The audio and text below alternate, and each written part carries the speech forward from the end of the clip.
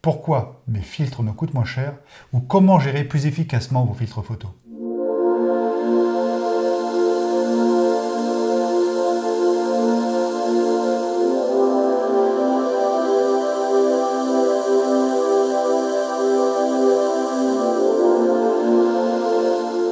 Bonjour, je suis Pascal Despo du blog de l'image et bienvenue sur cette vidéo de la série 52 semaines pour 52 astuces de pro. Aujourd'hui, je vais vous parler de la méthode que j'emploie depuis plusieurs années pour gérer efficacement mes filtres photos.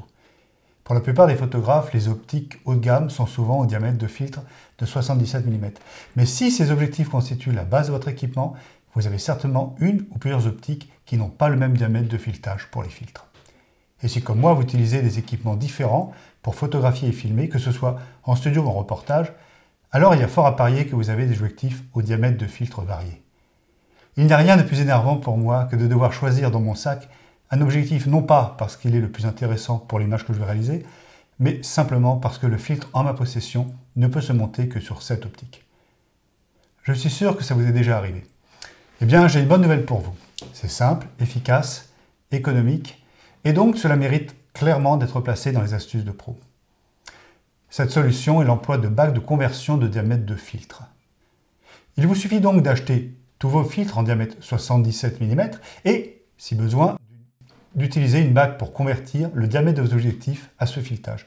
Pourquoi 77 mm? Parce que c'est la taille la plus standard des optiques haut de gamme et que rares sont les objectifs d'un diamètre de filtre supérieur. Certains d'entre vous vont peut-être me dire « Mes optiques sont d'un diamètre inférieur à 77 mm.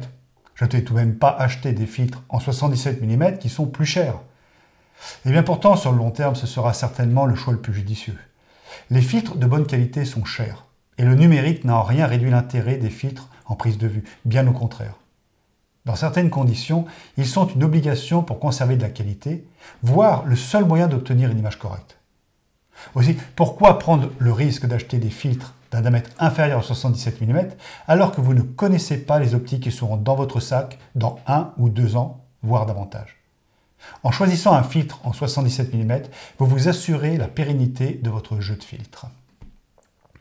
Vous avez deux types d'achats possibles. Soit un jeu de filtres, souvent vendu par 7 ou 8 bagues, au prix exorbitant de 6 à 15 €.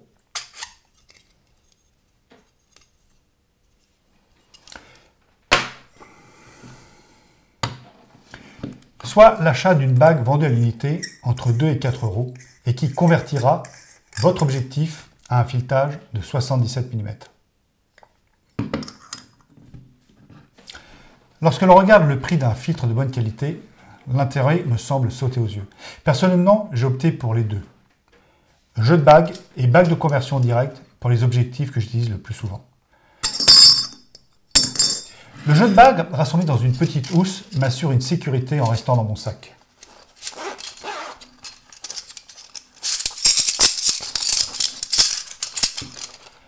Par ce biais, je peux tranquillement monter la totalité de mes filtres sur n'importe quel objectif.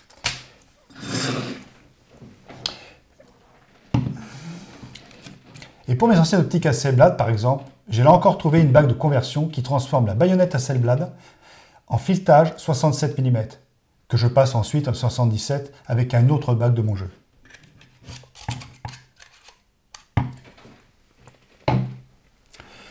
Il faut par contre rajouter à ce petit kit un pare-soleil en caoutchouc en 77 mm, car vous risquez parfois de perdre l'usage du pare-soleil d'origine lorsque vous fixez un filtre 77 mm à une optique qui était auparavant dans un diamètre inférieur.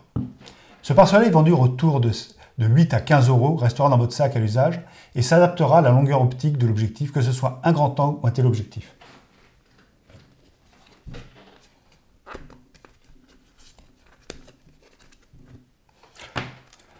Je vais aussi profiter de cette vidéo pour rappeler les méthodes à employer pour visser vos filtres sans danger.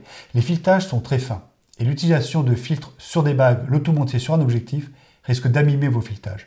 Il y a cependant une méthode qui vous garantit de ne rien casser. Cela consiste à vous assurer que les deux parties assemblées sont bien parallèles, l'une et l'autre, car c'est là où le risque est, en essayant de visser alors que vous êtes en biais. Heureusement, la plupart du temps, ça ne marche pas et on galère, c'est tout. Mais lorsque le filetage prend tout de même, alors vous risquez d'abîmer le filet. La méthode pour contrer ce problème est de tourner dans le sens inverse, comme si vous dévissiez le filtre.